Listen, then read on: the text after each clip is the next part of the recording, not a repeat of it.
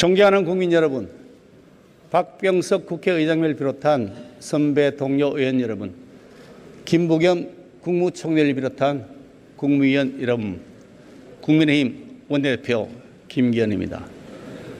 오늘 연설을 시작하기에 앞서 우리 국민의힘에 혁신의 바람을 넣어주신 국민 여러분들께 진심으로 감사드립니다.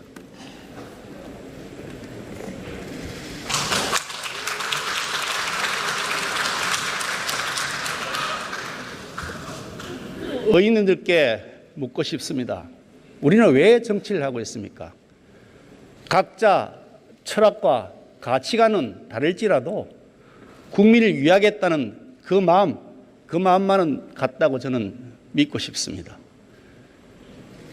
여러분, 지금 민생이 어떻습니까? 국가 행복지수 OECD 국가 중 최하위권입니다. 지난해 합계 출산율 0.84명으로 꼴찌입니다. 반면에 노인 빈곤율 압도적 1위입니다. 자살률 OECD 회원 평균의 2배입니다. 청년 실업률 현재 10%를 기록 중인데 청년 체감 실업률 무려 27%에 육박합니다. 민주화를 성취한 세계 11위 경제 대국인데도 불구하고 국민의 삶은 이렇게 점점 힘겨워지고 있습니다. 가난한 대학생 학비 벌기 위해서 아르바이트 2개, 3개 뜁니다. 그런데 최저임금이 인상되고 근로시간 제한되었다고 해서 여기저기 옮겨 다닐 수밖에 없습니다.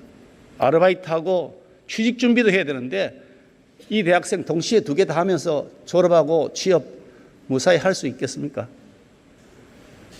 어떤 가게 사장님 코로나 직격탄 맞았습니다. 장사 안 됩니다. 월세 밀립니다. 할 수 없이 아르바이트생 내보내고 혼자서 버텨봤지만 결국 가게를 접기로 했습니다. 그런데 이 사장님 다시 일어날 기회가 있기는 하겠습니까? 한 부부 폭증했습니다. 그러더니 세금 폭탄이 날아왔습니다. 아파트 처분하고 전세로 가려니까 나온 매물이 없습니다. 수천만 원 양도세까지 나온답니다. 이 부분 앞으로 어떻게 해야 되겠습니까? 이게 특별한 얘기 아닙니다. 우리 주변에 흔히 지금 널려 있는 일상의 얘기입니다. 성실하게 살아온 분들 지금 미래가 막막합니다. 국민은 묻고 있습니다. 도대체 얼마나 노력해야 일자리를 얻을 수 있습니까? 그리고 얼마나 걸려야, 얼마를 모아야 집을 살 수 있다는 겁니까? 문재인 대통령 그리고 민주당은 이 국민들의 절절한 질문에 대해서 제대로 대답하신 적이 있습니까? 경기 침체 코로나 탓이라고 합니다. 집값 상승 투기꾼 탓이라고 했습니다. 백신 늦어진 이유 다른 나라 탓했습니다. 습관처럼 이명박 정부, 박근혜 정부 탓도 했습니다. 그러다가 안 되면 전부 야당 탓했습니다. 문재인 정부 경제위기를 코로나 탓으로 돌립니다만 틀렸습니다. 아닙니다. 소득 주도 성장이 경제 폭망의 시작이었습니다.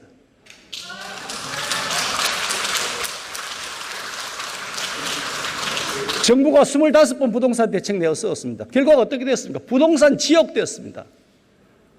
정부가 백신 확보하는 골든타임 놓쳤습니다. 마스크 없는 일상으로 복귀가 그만큼 늦어지고 있습니다. 한번 따져봅시다.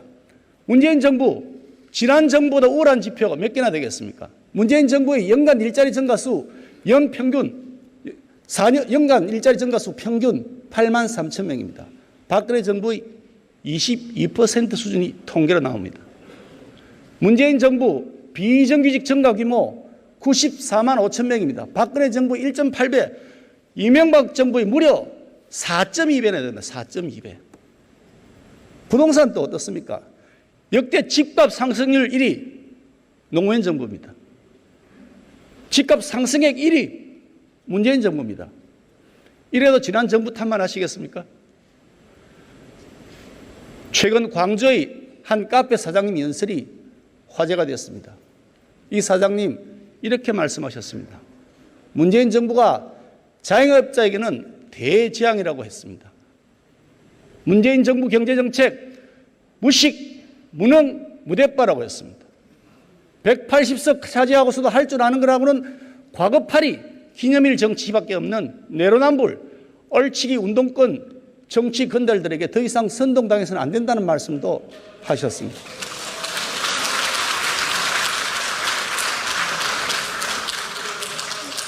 대통령님, 그리고 함께하신 국무위원 여러분, 그리고 민주당 의원님 여러분, 부끄럽지 않습니까? 이 처절한 민생의 현실 누가 만들었습니까? 바로 문재인 정부 그리고 집권 여당의 책임 아닙니까? 손바닥으로 하늘을 가리는 방법이 있습니다. 자기 눈을 손으로 가리는 겁니다. 지금 문재인 정부와 민주당이 그렇게 하고 있습니다. 제발 눈을 가리고 있는 그 부끄러운 손 이제 좀 내려주시면 안 되겠습니까? 눈앞에 펼쳐지고 있는 이 고통 가득한 진짜 국민들의 고통의 현장, 그 세상을 한번 봐주십시오. 문 대통령님, 여쭤보고 싶습니다. 일자리 상황판 어디 갔습니까? 낙제생이 성적표 숨긴다고 모범생 되겠습니까? 4년 동안 문재인 정부 친귀족노조 그리고 반기업 정책으로 일관했습니다. 매년 세계 각국의 경제 자유도 평가로 권위를 인정받고 있는 프레이저 연구소가 있습니다. 그 연구소에 따르면 2020년도 기준에 대한민국 노동시장 규제 관련 경제 자유도가 162개국 중에서 145입니다. 꼴찌 수준입니다.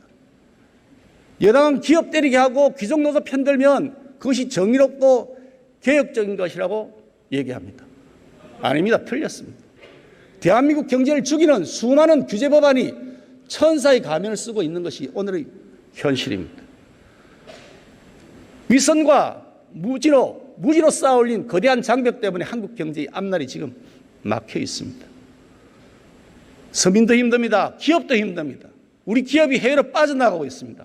지난 10년 동안 제조업 분야에서 연평균 7조 5천억 투자가 해외로 빠져나갔습니다. 2019년 무려 21조 7천억 투자가 해외로 빠져나갔습니다. 직간접 일자리가 매년 4만 9천 개씩 사라져버린 겁니다. 기업이 투자 안 하는데 어떻게 좋은 일자리가 생기겠습니까?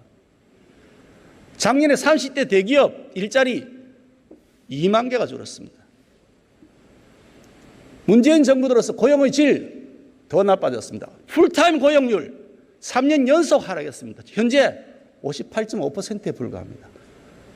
그에 반해서 주 36시간 미만 일자리 4년 동안 6% 증가했습니다. 자영업자 수 2018년 이후 3년 연속 감소 중입니다.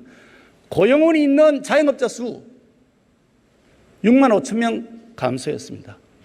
이게 무슨 뜻입니까? 서민 일자리가 다 사라져버렸다는 뜻입니다.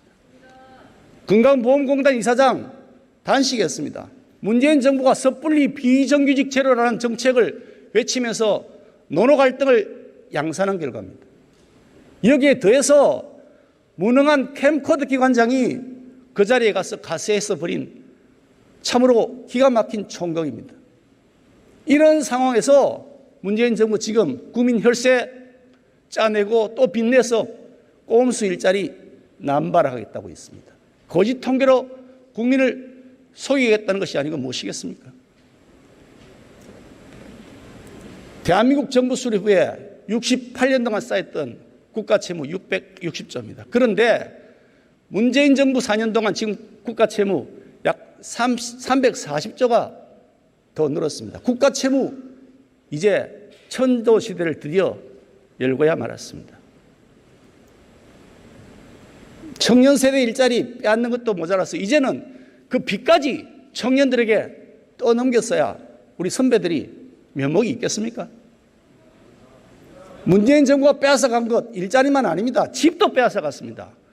국민들 지금 주택 지역에서 고통받고 있지 않습니까? 주택 문제가 왜 이렇게 됐겠습니까? 시장의 수요와 공급 원리 외면했죠. 그러면서 임대차 3법 군사 작전하듯이 그냥 처리했습니다. 무능력한 정치인 장관 잘못된 이념에 치우쳐서 전문가들 의견 무시해버렸습니다. 그리고 옹거지 뿌렸습니다. 그 장관 누가 임명했습니까? 4.7 재보궐선거 이후 민주당이 부동산 특위 구성하고 부동산 관련 규제 완화를 검토한다는 소식을 듣고 저는 반가웠습니다. 정당을 떠나서 우리가 해야 될 일이라고 저는 생각했습니다. 그런데 검토한다고 하더니 친문 강경파 때문에 이러지도 저러지도 못하고 있다는 것이 언론의 보도입니다. 아니 도대체 부동산 문제 해결에 대한 의지가 있긴 한 겁니까? 아니면 해결하고 싶은데 실력이 없는 겁니까? 모든 정책은 현실에 기반해서 검증을 받아야 되는 겁니다. 뜬구름 같은 정책은 없습니다. 현실에서 틀렸으면 그 정책 고쳐야 되는 거 아닙니까?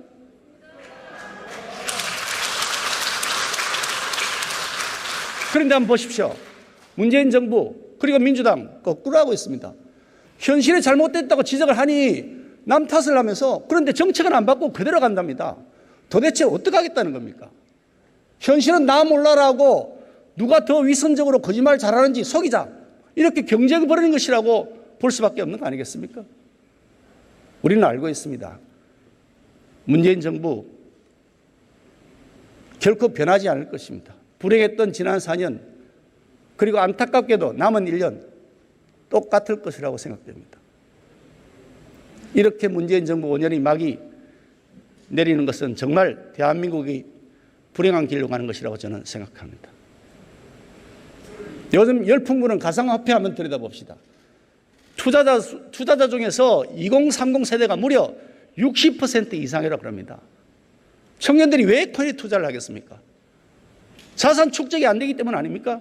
직장 불안하죠. 직장이 없고 희망도 없습니다. 지푸라기로 잡고 싶은 심정 가상화폐 투자로 몰리는 거 아닙니까? 정부의 잘못된 일자리 정책 그리고 부동산 정책 이 청년들이 고위험의 투자로 내몰려 있는 겁니다. 그래 놓고서 문재인 정부 여기에다가 과세하겠다고 합니다. 무려 투자 차익 22% 세금으로 매기겠다는 겁니다. 너무 모렴치한 거 아닙니까?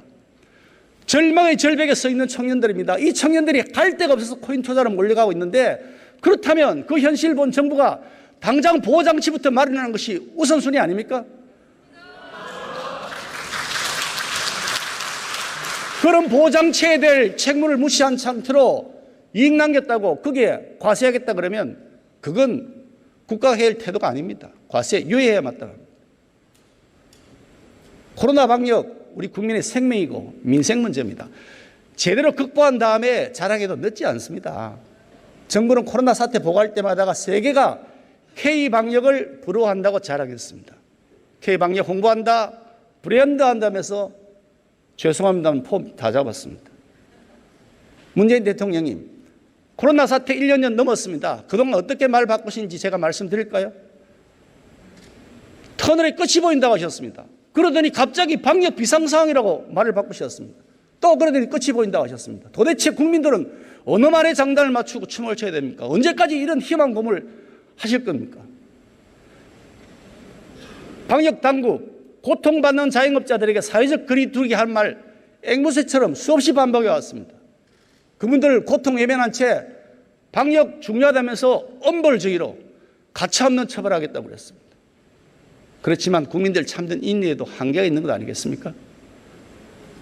방역의 완성은 잘 아시는 것처럼 백신 접종, 그런 걸 잘해서 집단 면역을 달성하는 겁니다.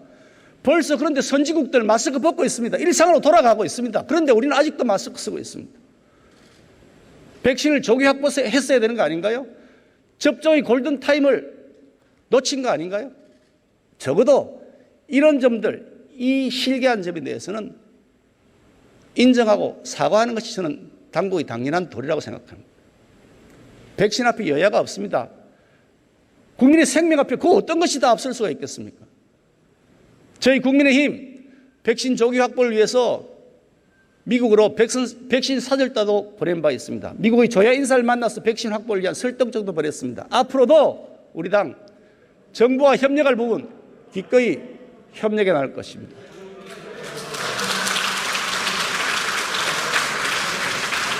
탈원전 정책, 문재인 정부의 거짓말이 시작되었습니다.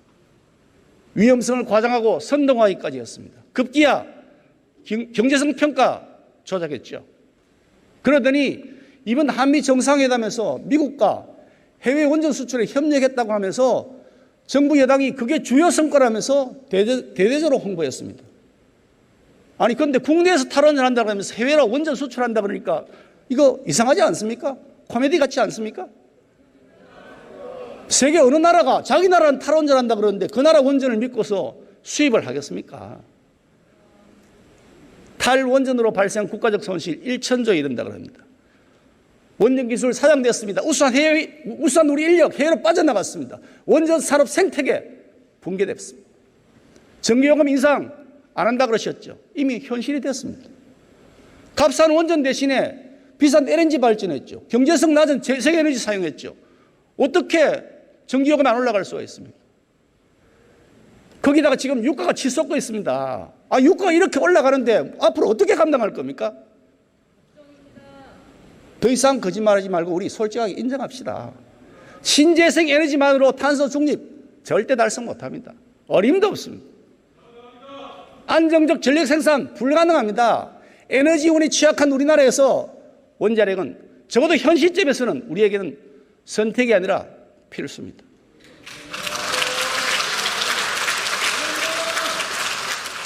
지난 4년 동안 태양광으로 훼손된 산림, 축구장 3,300개 규모입니다. 어마어마합니다.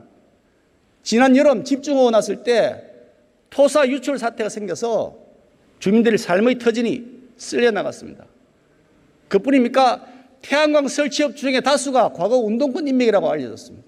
설비품 중국산이 많다고 합니다. 도대체 이거 신재생 에너지 사업입니까? 아니면 운동권 재생 사업입니까?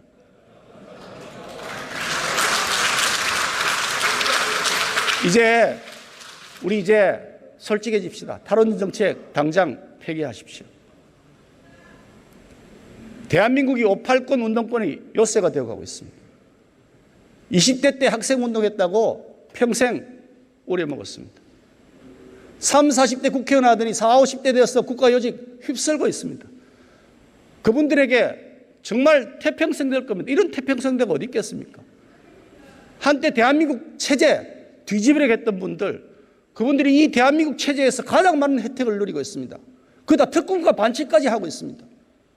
이제는 꼰대, 수구, 기득권이 됐다고 지탄받고 있습니다. 대한민국에 가장 많은 해악을 끼치는 그룹이라고 지탄받고 있습니다. 운동권 이력 완장 차고 온갖 불공정 반칙 특권의 과실을 따먹고 있는 분들이 계시다면 한번 자신을 돌아봐야 되지 않겠습니까? 오늘 정말 힘겨워하는 청춘들 우리 앞에 고통을 호소하고 있습니다. 정말 부끄럽지 않습니까? 문재인 정부와 민주당 그리고 5.86 운동권 국가를 사유하고 있습니다. 민주공화국의 근본인 상권분리 법치주의 무너졌습니다. 대통령께서 야당의 동의 없이 강행한 장관급 인사가 무려 33명이나 됩니다. 이명박 정부, 박근혜 정부 두 개를 합친 것보다 더 많습니다. 민주당 180석이므로 국회 상임위 다 독식했습니다. 행정부를 견제하기는커녕 청와대 출장소, 대통령 가신이 되어서 민망한 날치기 처리, 기립 표결을 반복하고 있습니다. 사실 아닙니까?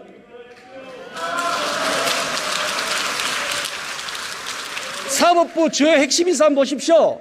대법원장부터 비롯해서 민변 누리법 연구에 친정권 인물이 독식하고 있습니다. 독식이요.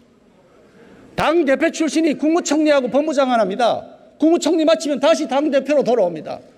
아니 이렇게 해가지고 어떻게 상호 견제와 균형이 이루어지겠습니까? 한번 상식적으로 생각해 보세요. 법치주의 이미 붕괴됐습니다. 대법원 판결까지 다 마쳤던 한명수 전 총리 사건 재심하겠답니다. 원전 경제성 조작 밝혀냈던 최재형 감사원장 보복 수사하겠답니다. 법무부 장관 한번 보십시오. 형사 피고인인데 장관 되었습니다. 법무부 차관 한번 보세요. 택시기사 목 잘랐어도 그냥 임명했습니다. 청와대 경찰 다 눈 감아줬죠. 검찰이 전 정권 수사할 때 여러분 박수 쳤지 않습니까? 잘한다고 부추겼지 않습니까? 그러더니 현재 권력, 살아있는 권력 조사하니까 검찰 개혁하겠다고 그럽니다. 그게 계획입니까? 탄압이죠. 문재인 정권에서 탄압이란 말이 계획이란 말로 둔갑해버렸습니다. 국어 사전을 바꿔야 될 판입니다. 지난 6월 4일자 검찰 인사 한번 보십시오. 권력에 충성하는 검사 영전했습니다. 법에 충성하는 검사 좌천당했습니다. 아니 여기 법무부 장관 계실 텐데 사실 아닙니까? 수사 외압 혐의로 기소돼서 재판받고 있는 피고인 영전의 승진까지였습니다. 세상에 서울 고검장이 되었습니다. 박범계 장관 이래도 되는 겁니까? 공수처 윤석열 전 총장 직권남용으로 수사하겠답니다. 야권 수사하려고 만들었던, 그래서 밀어붙였던 공수처, 그게 딱 맞는 짓입니다.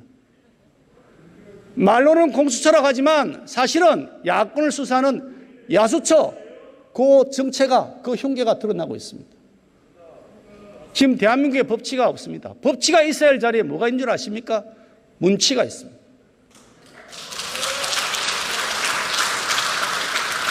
권력에 빌붙은 어용시민단체, 시민사회를 오염시켰습니다.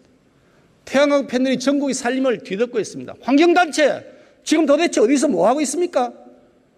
박원순, 노거돈 전 시장 성범죄 사건 생겼을 때 기억하실 겁니다. 여성단체 활동하셨던 여당 의원님들 뭐라고 하셨습니까? 피해 호소인이라는 신조어로 피해자에게 2중, 3중의 고통을 가했지 않습니까? 아니, 성범죄마저도 진영 논리로 대체해서 되겠습니까? 여성운동인이, 여성인권이 하는 것들 알고 보니까 배지 달기 전까지만 선동구호였다.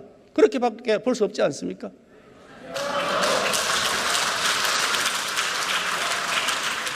민주노총 반미투쟁하고 있습니다. 반미투쟁하고 노동자의 무슨 상관이 있습니까? 전교조 학생들 학력평가 거부하고 있습니다. 아니, 학생이 어느 수인지 알아야 맞춤형 교육을 할 거 아닙니까? 아니, 자기들 일하기 싫어서 이런 거 아닌가요? 학생들을 어떻게 할 겁니까, 앞으로? 얼마 전에 모 고등학교 학생 답안지 30초 늦게 제출했더니 0점 처리했답니다. 부정행위라고 합니다. 그런데 조국 전 장관 한번 보시죠. 그분 자녀 7대 허위스펙에 대학 표창장 위조로 진학했습니다. 학사 경고받았는데 장학금 줬습니다. 그런 장학금 받는 나라 정말 기가 막힌 나라 아닙니까? 근데 이분 어떻게 됐습니까? 지금 어떻게 된지 아시죠? 의사가 되었습니다. 전혀 아무런 자격 취소가 없습니다. 이게 공정합니까? 이것이 가재, 붕어, 개구리, 가붕괴와 용어의 차이라고 저는 생각합니다.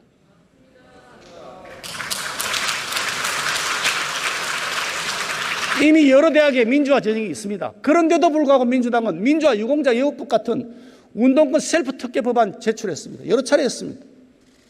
법안 내용 보실까요? 학비 면제, 취업 지원, 의료 지원, 주택 구입, 대출 우대, 5만 가지 특혜가 다 있었습니다. 여기에요. 동공의대 만든다면서 그 입학을 어떻게 한다고 그랬습니까? 시민단체 추천받는다고 그랬습니다. 민주노총 친인척 채용 비리로 비판대에 올라 있습니다.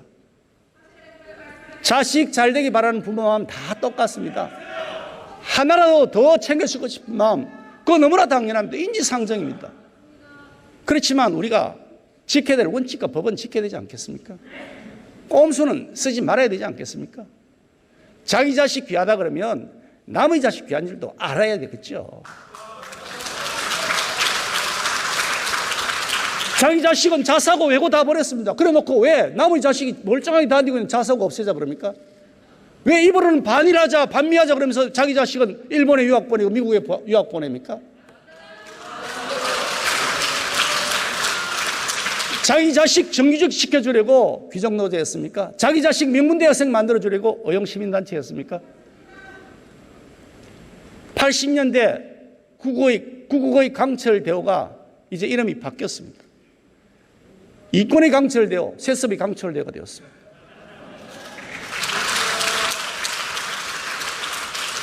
존경하는 국민 여러분, 지난 4년 얼마나 힘이 드셨습니까? 이 정부의 경제정책에 경제가 없었습니다. 재정정책에 부채라는 개념 자체가 없었습니다. 마구잡이로 부채를 그냥 끌어들입니다. 사회정책에 공정의 가치가 실종됐습니다. 세금 폭탄과 규제로 기업을 압박하고 포퓰리즘 남발한다고, 그런다고 해서 경제가 좋아지겠습니까? 로빈후드 행사하면서 경제정책하면 나라 망칩니다. 베네수엘라, 아르헨티나 한번 보십시오.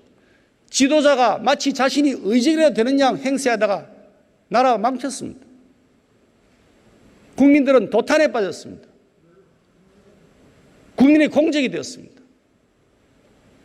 우리 국민의힘이 이제 국민들과 함께 이 잘못된 것을 바로잡아 나가겠습니다.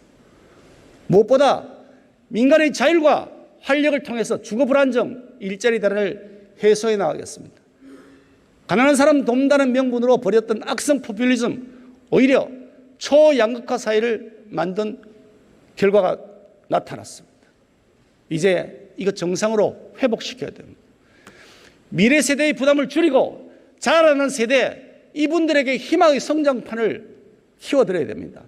노력이 배신하지 않는 시대 반드시 열겠습니다. 노력하면 올라갈 수 있는 희망의 사들이 한 걸음 한 걸음 희망을 향해 나아갈 수 있는 희망의 사들이 만들어야 됩니다. 우리 국민의힘은 그 사다리를 공정이라는 가치 위에 세울 것입니다. 주거 사다리의 복은 우리 국민의힘이 하겠습니다. 문재인 정부가 뒤늦게 공공이라는 이름을 붙여서 재개발, 재건축 추진한다고 하는데 어떤 현장인지 여러분 보시지 않습니까? 부작용만 더 커지고 있습니다. 이미 국민의 신뢰를 잃어버렸습니다. LH가 뭘 주도한다는 겁니까? 주택 공급에 LH가 주도한다면 될 것도 없습니다. 우리 국민의힘은 과감한 규제 완화를 통해서 주택 공급을 확충해 나갈 것이고 민간의 참여를 활성화시켜 나가겠습니다. 꽉 막힌 대출 풀고 거래선을 완화시켜야 됩니다. 서민들 누구나 원하는 집을 살 수 있도록 적극적으로 지원하고 돕겠습니다. 용적률 유연하게 향상시켜 나가겠습니다. 용동지역 변경을 통해서 민간주택 공급 더욱 활성화시켜 나가겠습니다. 재산세, 종부세, 양도세 이 부과기준을 12억 원으로 상향 조정하겠습니다. 그래서 국민들의 세금 부담을 확 낮춰드리겠습니다. 청년, 신혼부부 그리고 실소유자를 위해 LTV, DTI 대출 기준을 현행보다 최대 20%포인트까지 상향 조정해서 대출 규제 완화하고 취득세 감면하겠습니다. 기초연금, 건보료 등의 산정 근거가 되는 부동산 공시가격 이게 폭증했습니다. 상상할 수 없을 정도로 올랐습니다. 이제 이렇게 마구잡이 인상하는 거 안 됩니다. 인상 상한제 도입하겠습니다. 인상폭을 직전 연도 공시가격의 5% 이내로 제한하겠습니다. 그래서 우리 서민들의 세금 부담 낮춰드리겠습니다. 공시지가 현실화율 목표도 현재 90%를 80%로 낮추겠습니다. 기한도 현재 5년에서 10년으로 되어 있지만 이걸 7년에서 20년으로 늦추겠습니다. 최근 관세평가분리원 그리고 세종시 일부 공무원 아파트 특공제도 악용한 사건이 있었습니다. 국민들의 분노를 자아냈습니다. 그런데 지금 어떻게 되어 있습니까? 아무것도 나온 것 없습니다. 유야무야가 덮어져 있습니다. 언제까지 이렇게 덮으실 겁니까? 뭐가 구린 데가 있습니까?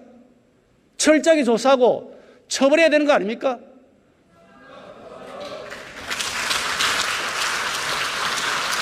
그래서 우리 국민의힘은 국민의당 그리고 정의당과 함께 이 특공 사태 국정조사하자고 요구했습니다. 여당 입장이 뭡니까? 안 하겠다는 겁니까?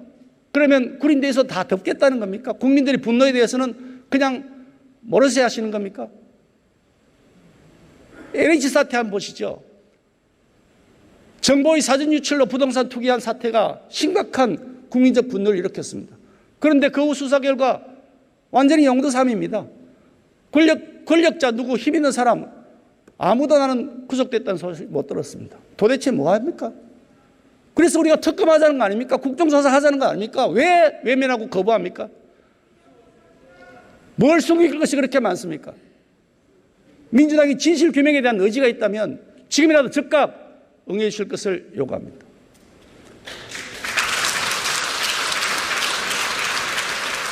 민간 투자를 위축시키는 불필요한 규제 과감하게 철폐해야 됩니다. 민간이 성장하는 것만이 질 높은 고용 만들어낼 수 있습니다.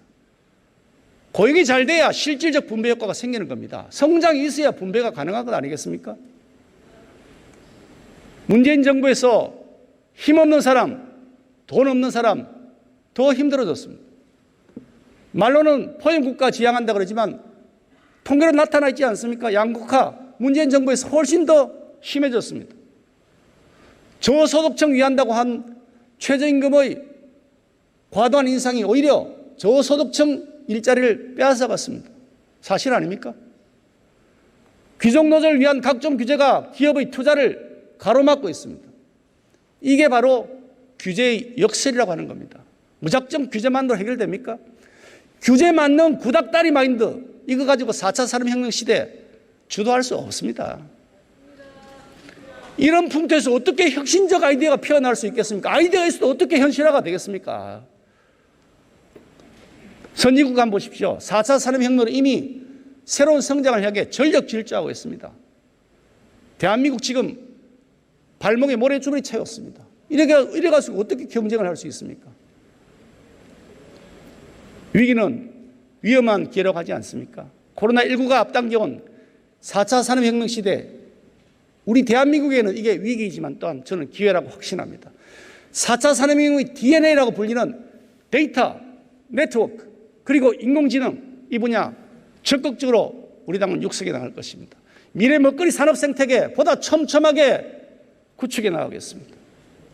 드론 서비스, 첨단 항행 시스템, 영상관제, 스마트 물류, 바이오, 첨단 소재 등 앞서가는 혁신 기업을 우선적으로 키워나가겠습니다.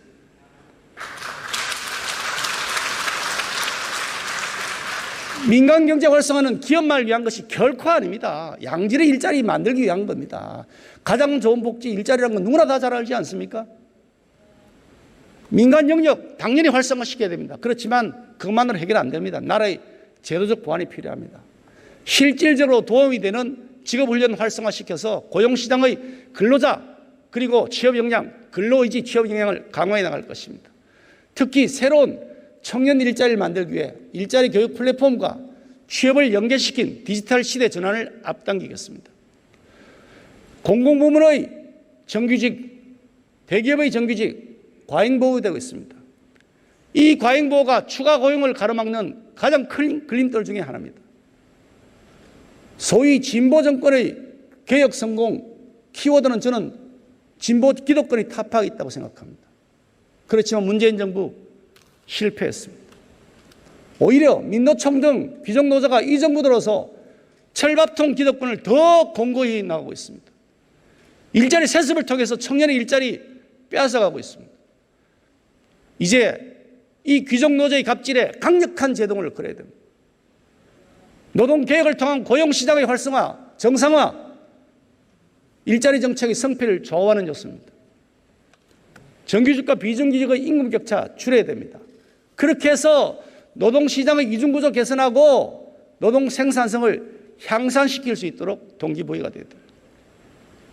노동조합 및 노동관계조정법 개정해야 됩니다. 노사간 기울어진 운동장에서 이제는 균형을 맞춰줘야 됩니다. 이렇게 기울어진 운동장에서 뭐가 되겠습니까? 노사간 화합을 이룰 수 있는 바탕이 마련되어야 됩니다. 인국공 사태 불공정이 대명사가 되어 있습니다. 다시는 재발해서는 안 됩니다. 공정한 정규직화 제도 도입해야 됩니다. 직고용 추진 과정의 투명성 확보를 위한 제도화에 우리 국민의힘이 앞장설 것입니다. 에너지 산업은 모든 산업의 근간입니다. 당장 발전 가능한 신한울 1호기 왜 가동 안 합니까? 이유가 뭡니까? 탈원 정책 때문 아닙니까? 왜 운영 허가 안 해주는 겁니까? 공사들하고 그리고 운영의 정지에 따라서 그 생긴 손실 얼마인 줄 아십니까? 4억 5천억입니다. 4조 5천억입니다. 4조 5천억. 이 돈 누가 나중에 갚을 겁니까? 지금이라도 신한울 1, 2호기 즉각 가동하십시오. 그뿐 아닙니다. 공사 중단된 신한울 3, 4호기 건설 재개할 것을 강력하게 촉구합니다.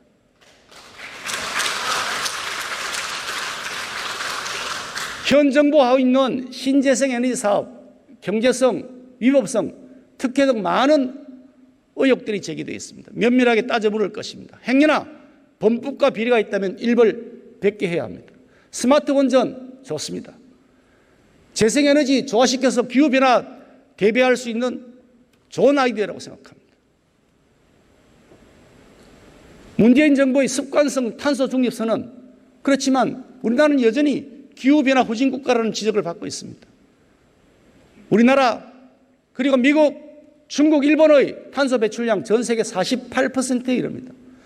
이 네 개 나라의 국가 정상급 기후에너지 협의체 구축해서 대응해 나가는 것이 마땅하다고 봅니다. 기후 문제의 직접적 당사자 바로 우리 국민들입니다. 우리 국민들의 인식 전환 그리고 정책 참여를 높일 수 있어야 합니다. 누구보다 미래를 살아갈 2030 세대 이분들이야말로 기후변화와 가장 직접적 연관을 갖고 있습니다. 이분들에게 기후과학, 녹색금융, ESG 등 녹색교육도 강화시켜 나가고 아울러 기후 관련 국가정책과 예산의 배정에 참여할 수 있도록 다양한 방안을 모색하는 것이 마땅합니다. 지난 1년 코로나로 인한 국민의 고통이 너무 심각합니다. 다행히 최근 백신 접종률이 올라가고 있습니다. 다만 백신 부작용에 대한 국민들의 불안은 여전히 남아 있습니다. 백신 선택권이 없지 않습니까? 이 상태에서 무작정 국가가 정해준 백신 맞으라 그러는데 그러면 그 부작용 책임을 개인에게 떠넘겨서는 안 되는 거 아닙니까? 그 지원과 보상 국가가 책임져야 마땅합니다. 우리 국민들은 묻고 있습니다. 나는 도대체 언제 백신 맞느냐, 뭘 맞느냐 아직도 잘 모르고 계십니다. 많은 분들이 잘 모르고 있습니다. 보다 투명하고 신속한 신뢰성 있는 정보 제공을 해 주실 것을 요청합니다. 코로나로 피해 입은 자영업자 지원 시급합니다. 죽을 지경입니다. 방역 과정에서 정부의 행정명령에 따른 죄밖에 없습니다. 그런데 그러면 자영업자 손실 정부가 보상해야 되는 거 아닙니까? 이게 헌법에도 명시되어 있는 국가의 의무입니다.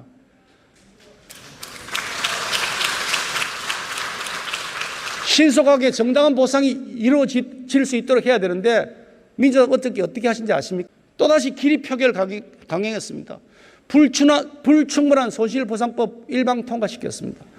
반쪽짜리 보상하고 책임 면탈하려 하지 마시고 충분한 정당 보상이 이루어지도록 민주당의 태도 변화를 촉구합니다. 지금 정부는 추경과 추가 세수를 통한 전 국민 재난지원금 만지작거리고 있습니다. 또다시 포퓰리즘에 낯설 태세입니다. 문재인 정부에게 강력하게 경고합니다. 제발 돈을 쓰실 때 표 보고 쓰지 마시고 민생의 현장 보고 그 고통을 보고 돈을 쓰십시오.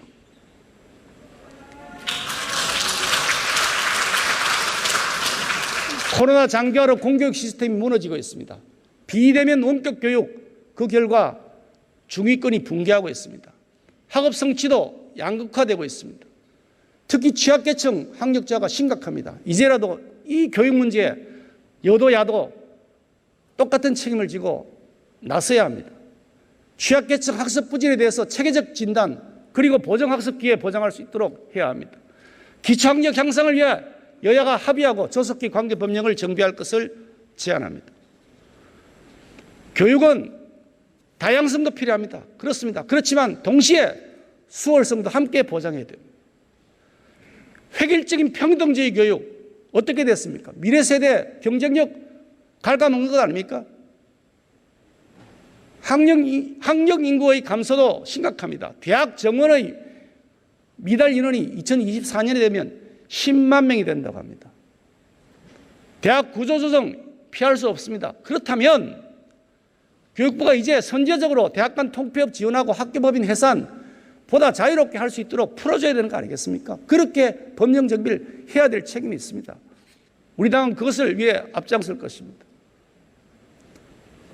특히 수도권에 비해서 비수도권 대학 어려움이 훨씬 심각합니다. 지역 기업이 원하는 인재를 지역 대학에서 기를 수 있도록 해주는 것이 굉장히 중요한 해결책입니다. 지자체 그리고 지역 대학의 협력 기반 이것이 지역을 혁신해 나가는 플랫폼을 만들 수 있도록 그걸 개발하고 지원하고 적극적으로 선도해 육성해야 됩니다. 대한민국은 고령화 저출산 저성장의 위기를 겪고 있습니다. 지금처럼 무책임한 포퓰리즘 정책 계속 일관하면 뻔합니다. 건강보험, 고용보험, 국민연금 적자가 지금 심각한 거 잘 알고 있지 않습니까? 이제 그 고갈 시점이 바로 눈앞에 다가왔습니다. 어떻게 하실 겁니까? 미래 세대에게 다 넘기실 겁니까? 이거 미래 세대에게 시한폭탄 넘기는 거 아닙니까? 복지의 사각지대부터 잘 살피면서 지속 가능한 것이 중요합니다. 지속 가능한 복지 체계 만들 수 있도록 우리 여야가 머리 맞대고 솔직한 고민을 해야 됩니다. 저녁 있는 사람 중요합니다. 그렇지만 저녁 밥이 있는 사람 먼저 챙겨야 될 책임이 있습니다.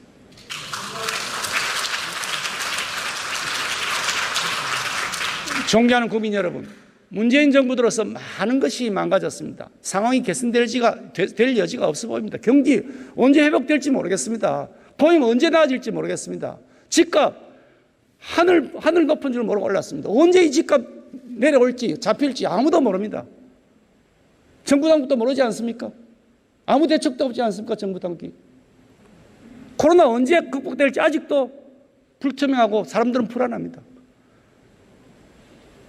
그런데 이런 일을 저지른 그 책임이 있는 민주당이 다시 집권한다면 대한민국 다시 고통과 눈물의 시간을 보내라고 강요하는 것 아니겠습니까?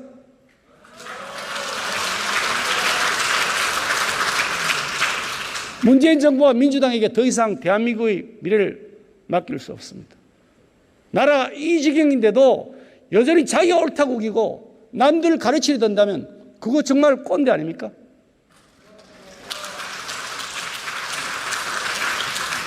낡은 이념과 세계관 30년 넘게 버리지 않고 계속 버티면 그게 바로 진짜 수구입니다. 한때의 운동권 경력으로 평생을 우려먹고 세습까지 하려한다면 그게 진짜 기득권 아닙니까? 꼰대, 수구, 기득권, 이 꼰수기에게 우리 미래를 맡길 수는 없습니다. 꼰수기에게 어떻게 민생과 공정을 맡길 수가 있겠습니까?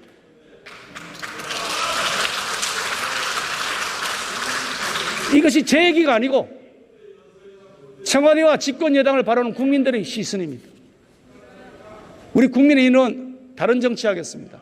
한순간 인기를 위한 쇼통 정치 안 하겠습니다. 그럴싸한 말로 유권자 현혹하는 눈가림 정치 안 하겠습니다. 착한 척 하려고 저질법안 양산하는 위선 정치 안 하겠습니다. 걸핏하면 말 바꾸는 기억 상실 정치 안 하겠습니다. 불필요한 갈등 유발하는 갈라치기 정치 안 하겠습니다.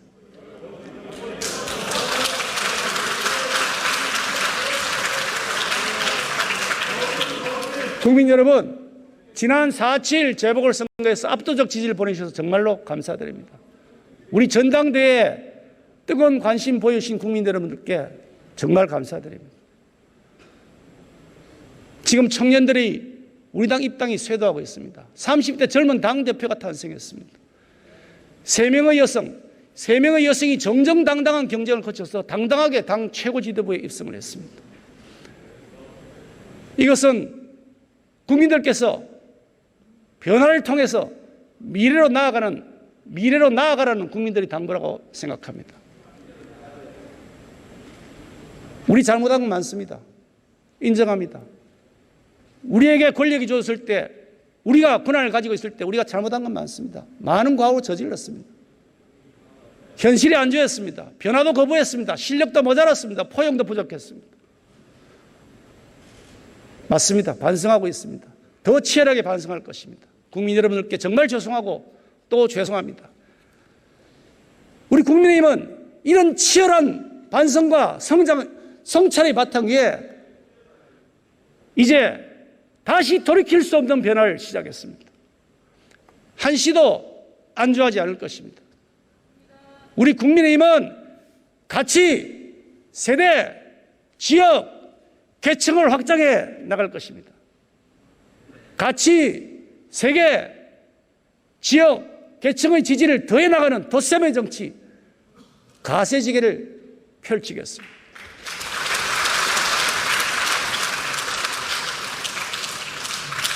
하나씩 짚어서 말씀드리겠습니다. 가치를 확장하겠습니다. 과거 오해받고 왜곡되었던 자유, 책임, 헌신이라는 보수의 가치를 되살려야 합니다. 그렇게 하겠습니다. 민생을 최우선의 가치로 삼고 공정과 공정의 토대 위에 세워나가겠습니다. 현실적이고 상식적인 국민들로부터 널리 사랑받는 정당이 되겠습니다. 세대를 확장하겠습니다. 산업화를 이룩한 세대, 민주화를 쟁취한 세대, 그리고 미래를 주도해 나갈 MZ세대에 이르기까지 우리 대한민국의 자랑스러운 역사를 공유하고 함께 손잡고 새로운 미래를 맞이할 수 있도록 플랫폼이 될 것입니다. 지역을 확장하겠습니다. 전국 정당을 향한 노력 결코 멈추지 않겠습니다. 더 가열차게 앞서 나가겠습니다. 더 많은 사랑과 국민 지지를 받을 수 있도록 전국 어디든지 언제든지 달려갈 것입니다. 계층을 확장하겠습니다. 약한 분들 곁에 우리 국민의힘이 있을 것입니다. 아픈 분들 곁에 우리 국민의힘이 있어야 됩니다. 그렇게 할 것입니다. 국가의 도움이 절실한 곳에 더 신속하고 더 힘있는 입법적 정책 뒷받침해 나가겠습니다. 존경하는 국민 여러분, 능력으로 현실을 바꾸고 비전으로 미래를 대비하면서 결과에 책임지겠습니다.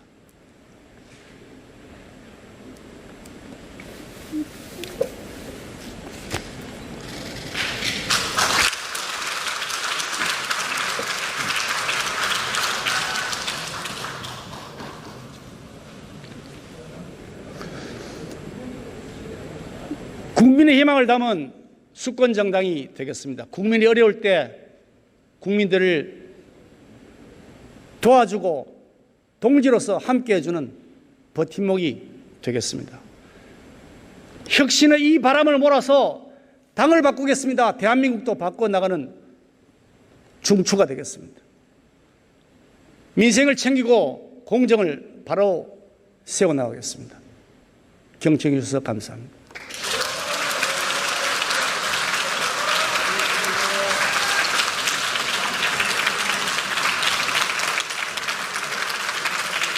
예, 김기현 원내대표 수고하셨습니다. 오늘 회의는 이것으로 마치겠습니다. 간회를 선포합니다.